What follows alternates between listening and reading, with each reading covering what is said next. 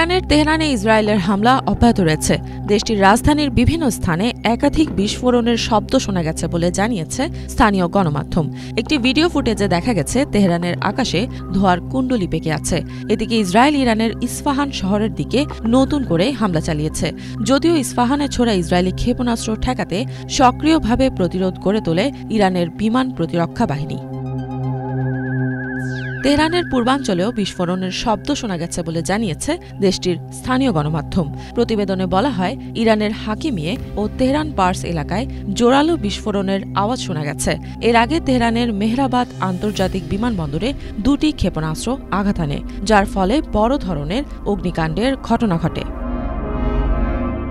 এদিকে মধ্যপ্রাচ্যের চলমান উত্তেজনা নিয়ে এক বিবৃতিতে কানাডার প্রধানমন্ত্রী মার্ক কার্নি বলেন, ইরানের পারমাণবিক কার্যক্রম দীর্ঘদিন ধরেই উদ্বেগের কারণ হয়ে আছে।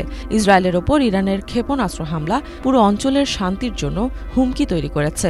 ফলে তিনি ইসরায়েলের আত্মরক্ষা ও নিরাপত্তা নিশ্চিত করার অধিকারকে সমর্থন জানান।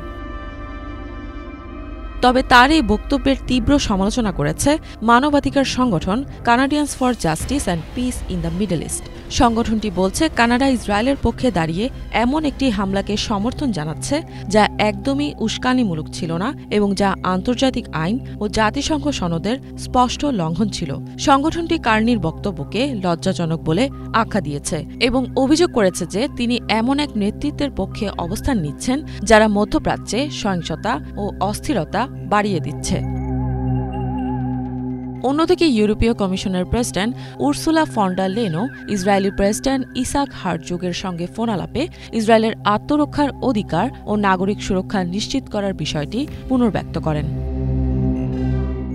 তবে আল জাজিরার জ্যেষ্ঠ রাজনৈতিক বিশ্লেষক মারওয়ান বিশারা বলছেন, ইসরায়েল আত্মরক্ষার অজুহাতে বোমাবর্ষণ, দখলদারিত্ব, আগ্রাসন ও গণহত্যার মতো কার্যকলাপ চালিয়ে যাচ্ছে। এসব কর্মকাণ্ডে যুক্তরাষ্ট্রের আর্থিক, সামরিক ও কূটনৈতিক সহযোগিতা থাকায় ইসরায়েল কার্যত বাধাহীনভাবে এগিয়ে যেতে পারছে। তিনি প্রশ্ন তোলেন, ইরানের কি নিজের আত্মরক্ষার অধিকার নেই? ইসরায়েলের যদি এই অধিকার থাকে তাহলে ইরান কেন তা পাবে না? ইসরায়েল নিজের আত্মরক্ষার অধিকারের কথা বলে ইরানের বিরুদ্ধে বোমা বর্ষণ করেছে। তারা আত্মরক্ষার ছন্দবেশে অন্য দেশে হামলা করে 6 দশক ধরে দখলদারিত্ব বজায় রেখেছে। এখন আবার সেই আত্মরক্ষার অজুহাত দিয়েই ইরানে হামলা করে যাচ্ছে। এদিকে স্রোতের বিপরীতে অবস্থান নিয়ে জাতিসংঘে নিযুক্ত চীনের রাষ্ট্রদূত ফু কং সম্প্রতি এক বিবৃতিতে বলেন, ইসরায়েল ইরানে হামলা চালিয়ে রেড লাইন অতিক্রম করেছে।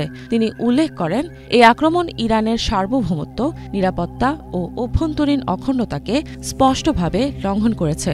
চীনের রাষ্ট্রীয় সংবাদ মাধ্যম সিসিটিভিকে দেওয়া এক সাক্ষাৎকারে ফু কং বলেন, বিশেষ করে পারমাণবিক স্থাপনাগুলোতে হামলা অত্যন্ত উদ্বেগজনক। এটি রেড লাইন অতিক্রম করার শামিল।